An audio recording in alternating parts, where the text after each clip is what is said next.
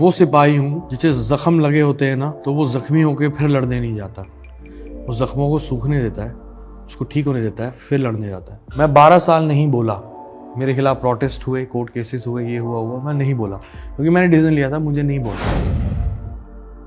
मुझे एक टेलीविजन के 5 स्लाइड पे बैठ के ये नहीं अपनी जस्टिफिकेशन देनी कि नहीं मेरे बारे में ऐसा मत सोचो वैसा मत सोचो। 2020 में जाके मुझे एक मैसेज आता है सिंगापुर से, नेटफ्लिक्स एशिया हेड थे मिस्टर राघव खन्ना कि mister Singh we are chasing you from past 2 years and we really want to make a documentary on your life. Yo Honey Singh कौन है ये नहीं, वो तो सब जानते हैं। हृदेश कौन, तो उसमें पता लगेगा सारे लोगों को हृदेश कौन। मैंने कुछ डिसाइड नहीं किया। बेसिकली 2019 से कहीं ना कहीं से इधर उधर से मुझे अप्रोच कोई ना कोई कर रहा था कि हम नेटफ्लिक्स से हैं, हम यहाँ से हैं, हम वहाँ से हैं, आपकी लाइफ पे डॉक्यूमेंट्री बनाना चाह रहे हैं। मैं कहा मुझे नहीं बनानी, मुझे अभी अपना काम भी नहीं करना, अभी कुछ नहीं करना, कुछ खास कर नहीं रहा था। तो 2020 में जाके मुझे एक मैसेज आता है सिंगापुर से, नेटफ्लिक्स एशिया हेड थे मिस्टर राघव खन्ना कि mister Singh we are chasing you from past 2 years and we really want to make a documentary on your life. So I thought this is the time to go to a right channel. So I said okay let's bring it forward. फिर Covid हुआ, उसके बीच में हम लोगों ने zoom call शुरू करी और मैंने उनका इंटरेस्ट जानना चाहा कि आप क्यों बनाना चाहते हैं मुझ पर डॉक्यूमेंट्री। तो सबसे बड़ा यही था कि मीडिया में, इंटरनेट पे इतना कुछ है आपके बारे में और आप कभी कुछ बोले नहीं, आपने ज़्यादा खास इंटरव्यूज़ भी नहीं दिए, तो we want you to speak this time. I said okay I can speak but for that you have to pay me millions. So they said okay you will pay you. So they paid me and finally it got started last year.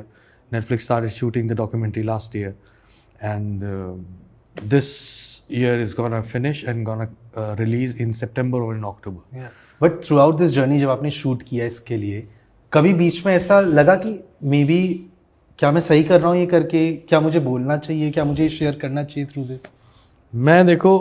मैं कुछ भी काम करता हूँ तो मैं decision एक बार ही लेता हूँ कि मुझे आज ये करना है। अगर मैंने डिसीज़न ले लिया तो मुझे वो करना है।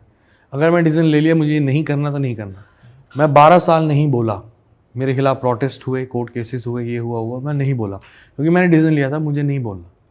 मुझे एक टेलीविज़न के 5 स्लाइड पे बैठ के ये नहीं अपनी जस्टिफिकेशन देनी कि नहीं मेरे बारे में ऐसा मत सोचो वैसा मत सोचो, मैं ऐसा नहीं हूँ, मैं वैसा नहीं हूँ, मेरे को नहीं बोलना।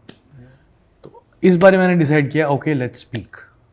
सो जब आप मेरी डॉक्यूमेंट्री देखेंगे तो आपको ये पता लगेगा कि जब मैं उसमें बातें कर रहा हूँ और जब पूरी टीम ने शूट किया है, I really want to thank my director Moses Singh and the producer Guneet Monga जिन्होंने डॉक्यूमेंट्री बनाई और इतने रॉ तरीके से उन्होंने मुझे कैप्चर किया है। मैंने अभी देखी नहीं है, अभी एडिटिंग चल रही है। इतने रॉ तरीके से जितना पता लग जाता है जितना हम शूट कर रहे हैं, और जो उन्होंने सवाल पूछे हैं वो सवाल कोई इंटरव्यू में भी नहीं पूछता।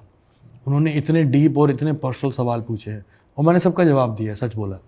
और क्योंकि वो मुझे लगता है कि शायद मेरे फैंस को जानना चाहिए कि मैं यो हनी सिंह कौन है ये नहीं, वो तो सब जानते हैं। हृदेश कौन है, तो उसमें पता लगेगा सारे लोगों को हृदेश कौन है।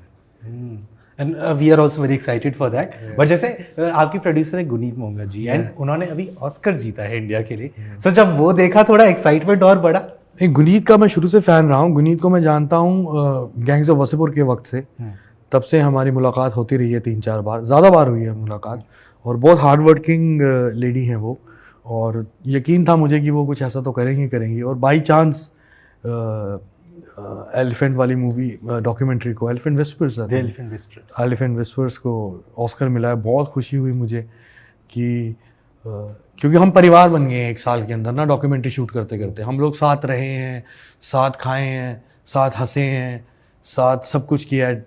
इन्होंने LA, दुबई सब मेरे साथ ट्रैवल किया है, तो एक परिवार सा बन गया है। तो बहुत खुशी हुई और मैंने कंग्रेचुलेट भी किया सबको, it's a new beginning, let's do it.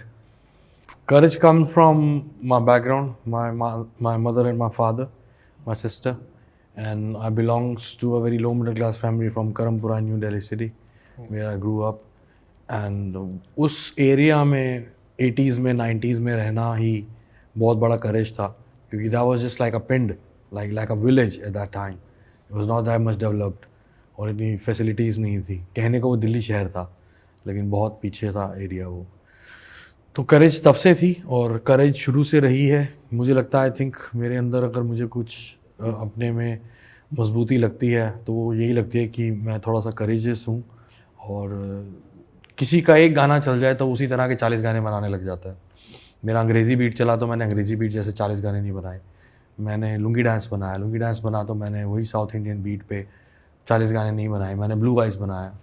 तो आई थिंक यही करेज है, और इसी करेज के साथ मैं हनी 3.0 एक एल्बम लेकर आ रहा हूँ, जो मेरा तीसरा वर्जन है, जो मैं अपने फैंस को रिक्वेस्ट करना चाहूँगा कि वो वही चीज़ें ना एक्सपेक्ट करें जो मैं 10 साल पहले कर रहा था, लेकिन वो एक्सपेक्ट करें which is called courage and something new. वो सब कुछ उस टाइम के लिए नया था, तो आज भी मैं जो लेकर आने की कोशिश कर रहा हूँ वो इस दौर के हिसाब से कुछ अलग है जो कोई नहीं कर रहा। So this is the